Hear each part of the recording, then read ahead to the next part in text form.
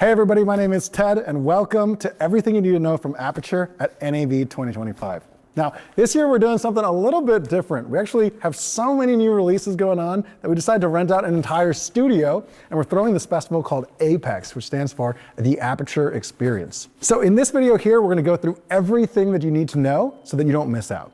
Now, APEX is actually built around the history of Aputure. So this is actually our 10th NAV. Now, 10 years ago, LEDs were kind of a little bit of a pariah. At the time, people thought it was a little crazy to use LEDs for film production. They thought, number one, it'll never be bright enough. Number two, they thought the color quality would never get there. Kind of green, kind of magenta on the actual color cast. And then number three, the actual shape and quality of the light. It was multi-point LEDs, those panels. And multi-point LEDs had multi-shadows. And they thought that that wasn't solvable as well.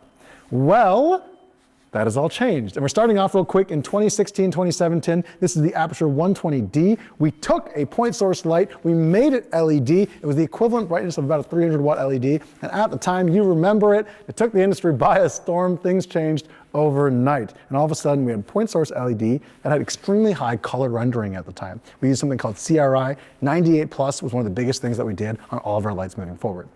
But filmmakers do not just need monocolor lights. So moving on to our next part here of how APEX works, we are walking over to the next section, bicolor. Now, we have all of our bicolor fixtures here today we're showing off. People said at the time, it'll never be possible to be able to do bicolor point source LED because bicolor requires two different, a warm white and a cool white, and you have to blend between the two. We fixed that and we changed that as well too. The 300X, we took a point source LED, built in a matrix of warm white and cool white. We used a color mixing chamber to be able to give point source bicolor light, again, with that color rendering index that people wanted. But beyond that, we also needed full color. So here we're showing off our full color LEDs. This real quick is the 600C. We took that same matrix design, but we did white, cool white, warm white, and we did red, green, blue to give you basically any color that you need to use on your film sets. And that was our Nova panel. And then we also did that same matrix design again on the 600C. Two of the most popular fixtures out there. And again, this brings us to where we are today. We went from saying that LEDs would never get bright enough. They did. We said that LEDs would never have good enough color quality. We got them there. And number three, we were able to build in the shapes and sizes point source using that matrix to be able to give people the actual color quality that they wanted. Which brings us to today. So I'm gonna get right to it. Let's talk about it. Our biggest release from NAV 2025 is the Storm XT52. This is a humongous launch. For people that don't know, this is a 5200 watt LED, which is about the equivalent of a 9K HMI. It is significantly brighter than a 6K HMI, and this is all while being 30% lighter. This is approximately 60 pounds in weight. 60 pounds sounds like a good bit, however, that is lighter than any traditional film fixture of this brightness to date. It is light enough, that means that one person can now load, operate on a standard crank stand this much raw intensity, and it's raw LED intensity as well too. In addition to that, this is our Storm line of fixtures, meaning that this does include our BLAIR color engine out there. For people out there that are wondering, color rendering index. For a lot of people out there, they always talk about the natural glow of sunlight, or they talk about that je ne sais quoi, that additional factor that comes from tungsten lights, makes skin tones just a little bit better. Well, for people out there that are still using those hot lights, that still want that absolute perfect natural daylight quality, we built BLAIR. BLAIR uses blue, lime, amber, indigo, and red. BLAIR to remix and actually scientifically recreate the spectrum of light that comes from not only the sun, but also a perfect match for incandescent lights as well. So if you're out there and you want something like that sun glow, we include the indigo filter. The indigo filter is one more LED that's actually built in that allows to recreate the fluorescence of that low wavelength. So if we think about daylight, we think about things like our white t-shirts or our nails or our hair or our skin. Things like that actually glow because they fluoresce in real daylight. The indigo filter is built into BLAIR, so it allows to get that additional color fidelity.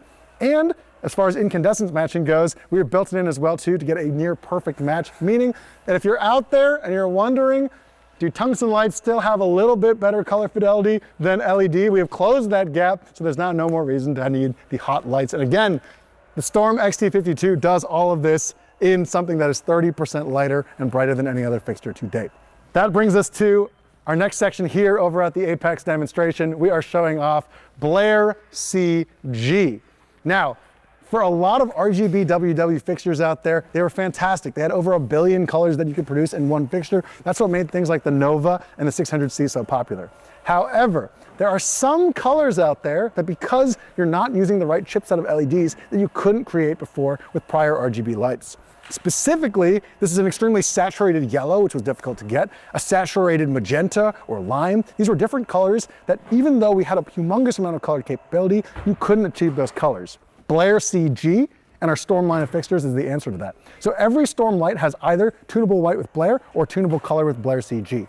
If that's tunable color with BLAIR CG, that means that you can see it real quick. We are showing off the 80C, our 80 watt version of this, the 1000C, our 1000 watt version of this. This is showing off that saturated yellow color, and it's able to recreate all of the colors of the rainbow, including those saturated colors that you were not able to get before with your prior RGB or RGB-WW lights. We have perfected color.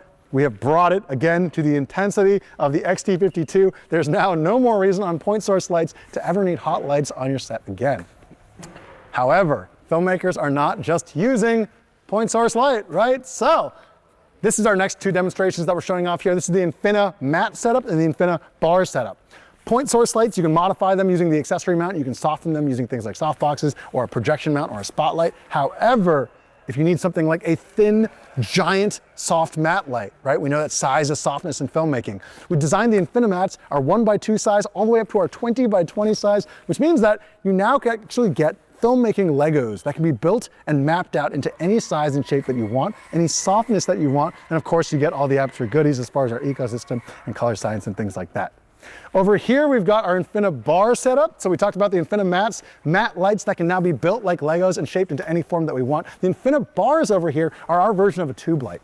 This is basically a point source light that is expanded out into a line. We have built in different form factors, but unlike regular tube lights in the past, where you kind of jank them together and they don't really fit together and you're trying to connect them, Infinimats are designed to be blended and built together seamlessly. So you can make an infinite line if you're doing something like a New York runway fashion show or a stadium show where someone's walking by. You can actually create a single unbroken line, and they also come with connector pins to show off all of the shapes and things like that that we're showing off behind us. So music video filmmakers or production designers, rejoice, we have built in the perfect Lego linear lighting system for you. Now, things wouldn't be complete though if we didn't talk about, of course, the control system here. Today we're showing off Sidus Link, and we're also showing off a couple new features that we're previewing out that will be released soon as well. Now, why does Sidus Link matter? Now, Sidus Link matters because this is the thing that makes Aputure lights different than any other fixture on the market. Number one is that in the past, if you wanted wireless control of your lights, you used to need to read a book on IT networking, and you'd have to use all these different things to connect them. With Sidus Link, we build in a wireless Bluetooth mesh module into every single one of your lights so that when you turn them on, they automatically find each other, they connect, and they give you seamlessly and immediately, you get officially wireless control. So if I pull up my phone here and walk through this, I'll show you, bringing this up, grabbing my fixture, and now, boom, just like that, I now get any color in the rainbow from my phone. You know this already. What we're showing off that's different today, though, is the new features from Sidus Link Pro. So a couple of these features we're going to be showing off today, but basically for people out there that want all the control of a traditional lighting console, something that's normally about $80,000, we are taking in those features, building them into an iPad interface. You only need one device now on set, either a Sidus 1 or a Sidus 4, depending on how many fixtures you're trying to control. And now you get all the benefits of Wi-Fi level stability, as far as how CRMX controls go for actually being able to control all of your other fixtures. But you also get instantaneous control of your fixtures. So you can see as my finger is moving, my lights are responding in real time, something that Bluetooth was not capable of doing. And finally, you can also build in things like complex lighting sequences, which I can build in here with queuing and cue stacks. So all this is built into Sidus Link Pro as well. We have a bunch of videos out there that you can check out and watch for those. So where does this take us for the last part of Apex? Now, I think that question, and to answer it, we really need to walk through that history as we talked about before. You've seen us do point source, monocolor, bicolor, RGB-WW, BLAIR CG. You've seen us do every form factor from Infinimats to Infinibars, expandable like Legos. What this ultimately amounts to is our final exhibit here at Apex, and that is this. This real quick is the ecosystem. This is every single one of our Aputure lights being used by some of the highest filmmakers in the world to be able to paint a vision. This is something that we've been seeing If you guys don't know, Aputure lights have gone on to many of the biggest film sets in the world. We have become the industry standard in so many ways. So if you are watching this and you've seen the history, or you've been part of the history in any way, we want to say thank you so much for supporting us. The Aputure team out there, helping us build this vision, thank you so much. And again, the most important thing for us in the world is how can we enable creatives to do more? We believe we're doing that here today, and our new releases show just a little bit of progress every day as we work on this. So if you have questions, you can find us online on the Aputure Facebook group, or you can ping us on social. My name is Ted. Thank you so much for watching. And of course, we will catch you guys next time.